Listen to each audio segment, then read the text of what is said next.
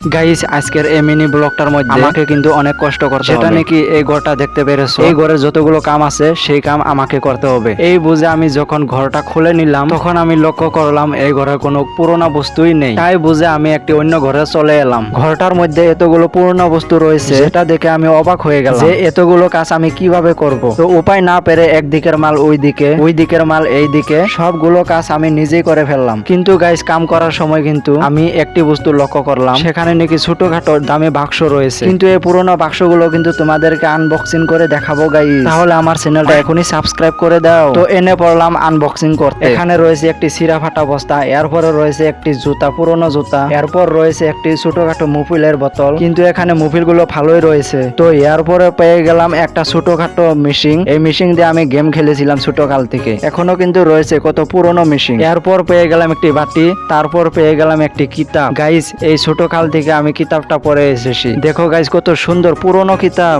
বাপরে বাপ গাইস। এরপর পেয়ে গেলাম কিছু একটা বস্তু, কিন্তু গাইস এরপর পেয়ে গেলাম টাকা। কি রকম টাকা দেখো গাইস, দেখো কতগুলো পুরোনো টাকা, দেখো গাইস এই টাকাগুলো যদি এখন থাকতো কতই না ভালো হইতো গাইস। এরপর গাইস সবগুলো বস্তু আমি আনবক্সিং করে দিলাম। এখানে অনেক বস্তুর মধ্যে এই কিতাবটা কিন্তু ভালো লেগেছে। তাহলে তোমাদের মধ্যে এই ভিডিওটা কার কার ভালো লেগেছে অবশ্যই কমেন্টে জানাও। Bye bye guys.